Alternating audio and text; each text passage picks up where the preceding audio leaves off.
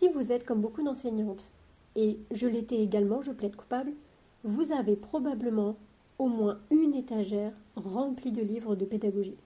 Des guides pratiques, des ouvrages théoriques, des nouvelles méthodes, des guides du maître, des fichiers à photocopier. Bref, vous achetez ces livres en pensant qu'ils vont vous simplifier la vie, qu'ils vont rendre votre travail plus efficace, plus facile.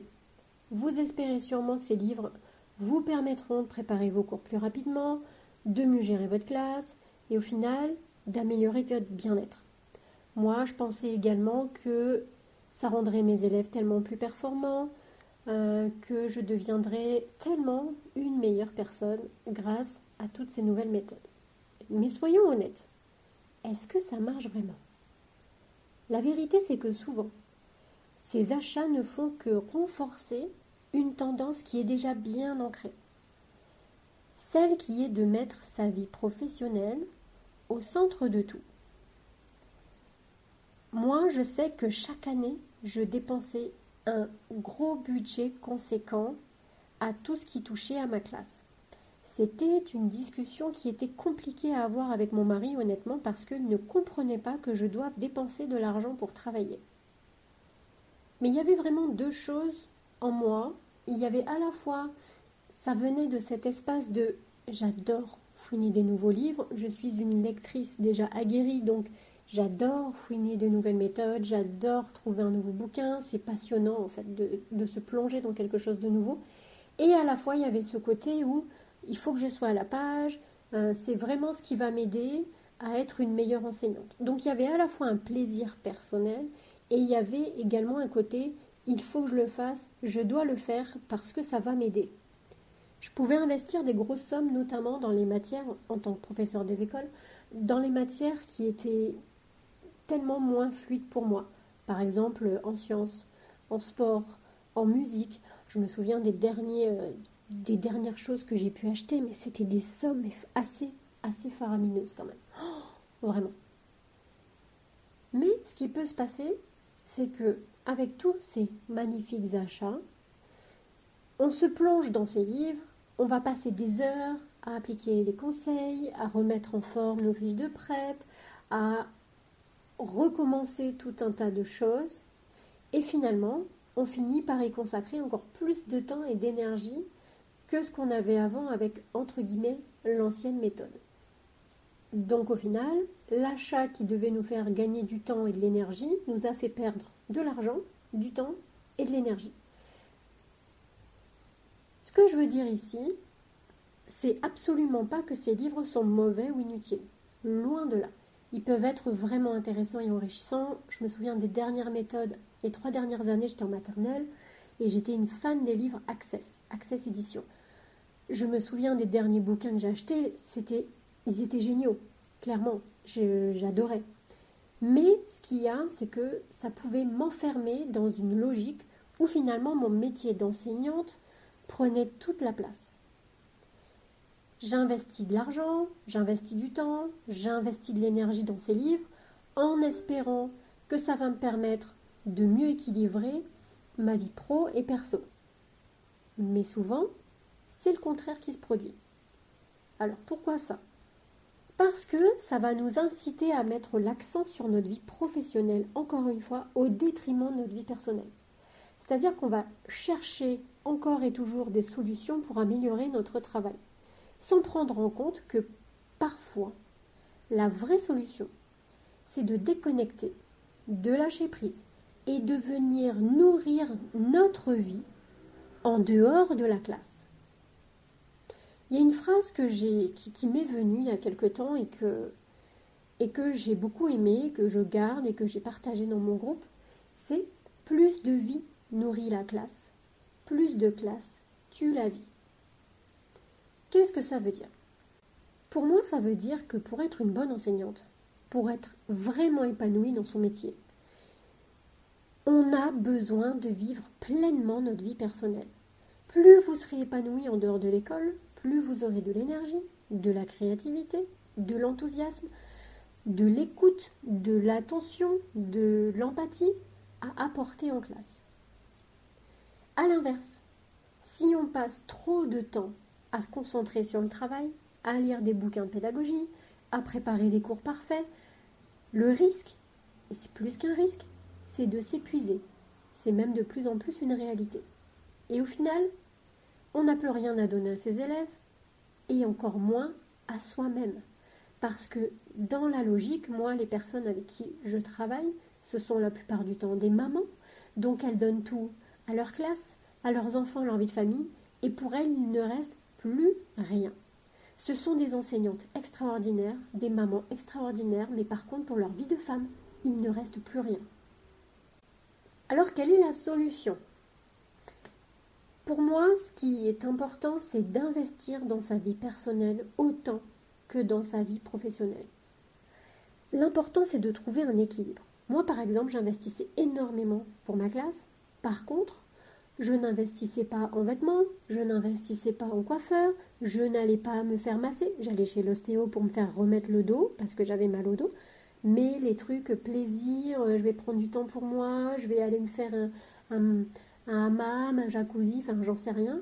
Ça n'arrivait quasiment jamais. C'était souvent des cadeaux qu'on m'offrait en fait. Parce que dans ma logique, dans les investissements, c'était toujours mes enfants, ma classe, la maison, la vie de mon foyer, et s'il restait quelque chose, peut-être éventuellement pour moi. Et ça n'arrivait pas souvent.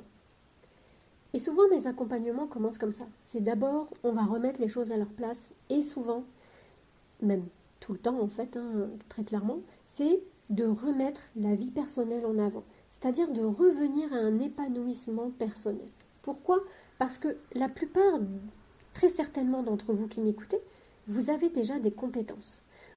Vous avez de l'expérience. Vous êtes capable de fournir un très très bon travail, même si vous êtes entre guillemets moins préparé. Et ce que j'ai pu constater, c'était qu'effectivement, dès qu'elles se remettaient à faire des choses qu'elles aimaient, je me souviens, j'ai plus le temps de dessiner, ok ? Alors, elle s'est remise à dessiner, une s'est remise à peindre, l'autre, elle s'est remise à faire du sport, et puis ceci et cela. Et d'un coup, il se passait des choses assez magiques en fait, quand je fais des choses pour moi, quand j'investis du temps et de l'énergie ou de l'argent pour moi, ça fait monter mon niveau d'énergie tellement que finalement j'ai moins besoin de travailler, ce que je fais est tellement plus efficace et surtout atteint beaucoup mieux sa cible. Pourquoi ? Parce que aussi, quand je vais être en classe et que je vais fournir peut-être quelque chose de moins, entre guillemets, chiadé, mais qui va être fait avec tellement plus d'énergie, tellement plus de cœur, tellement plus d'enthousiasme, je peux vous assurer qu'entre le cours parfait où vous avez passé 5 heures à le préparer, celui qui est peut-être moins parfait, où vous y avez bossé 1 heure mais vous avez une énergie de dingue, il n'y a pas photo. Celui qui va le mieux passer, celui qui va être le plus efficace, celui qui va avoir le plus d'impact, c'est celui où vous aurez passé moins de temps, mais où vous aurez une énergie, une capacité à le transmettre qui sera bien plus grande que celui où vous y avez passé un temps fou, où finalement, au moment de le délivrer, vous êtes crevé et vous êtes frustré parce que souvent, ce n'est jamais aussi glorifiant que ce que vous aviez imaginé. Donc le conseil que je vais vous donner, c'est prenez le temps de faire des choses qui vous plaisent, qui vous ressourcent. Sortez, faites du sport, dessinez, faites de la musique, écoutez de la musique, dansez, voyez vos amis, passez du temps avec vos enfants, avec votre conjoint. Prenez soin de vous. Je sais que ce n'est pas facile. On a souvent l'impression qu'il faut tout donner à son travail et que quand on aura amélioré la partie travail, ça va améliorer la partie personnelle. Eh bien moi, je suis absolument sûre et certaine que c'est l'inverse qui fonctionne. Je mets du temps, de l'énergie et de l'attention sur ma vie personnelle et ainsi ça va vous rendre non seulement plus heureuse, mais aussi infiniment plus efficace et plus sereine dans votre métier. Et ça, c'est exactement ce que je propose dans mon programme Pulvéristé Prep, l'édition de rentrée. L'objectif de ce programme, c'est de vous aider à préparer votre rentrée sereinement en mettant en avant votre vie personnelle sans pour autant diminuer la qualité de son travail. Parce qu'il n'y a rien de pire que de fournir un travail qui va être de moins bonne qualité. Ce n'est absolument pas ce que je préconise parce que tout ce que je fais derrière, c'est pas forcément pour les adultes, c'est essentiellement pour les élèves en fait. Qui, moi, j'ai envie d'avoir en face de mon fils, de ma fille. Eh bien, pour moi, ce que j'aimerais et pour tous les enfants de ce pays, voire du monde honnêtement, c'est que tous les enfants puissent avoir devant eux un enseignant qui travaille correctement, mais qui est bien dans ses baskets, qui est bien dans sa vie, qui est joyeux, qui a le sourire, et qui va leur montrer qu'être un adulte, avoir un métier, une famille, des responsabilités, c'est pas forcément la mort en fait.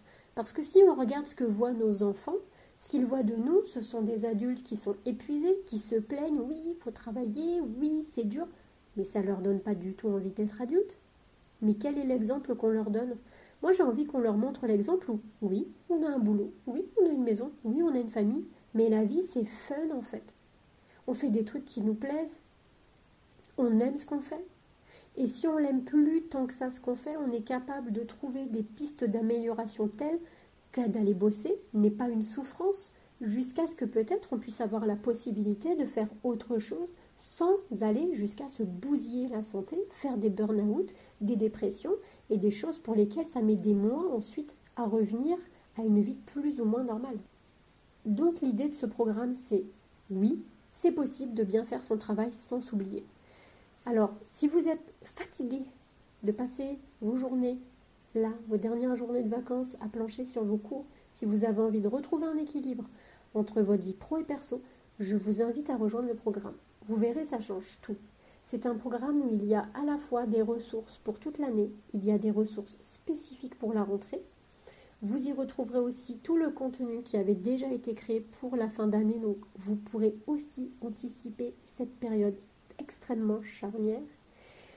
Et il y a aussi avec ça un accompagnement jusqu'au 15 septembre où vous allez avoir accès à un groupe où je suis dispo tous les jours pour vous répondre, pour vous soutenir, pour vous aider. Ce groupe, c'est un espace absolument merveilleux qui n'existe nulle part ailleurs. Donc vous aurez toutes les infos, si ce programme vous appelle, si vous avez envie d'avoir plus de renseignements, vous aurez le lien dans la description. Prenez soin de vous et je vous souhaite encore une merveilleuse semaine de vacances.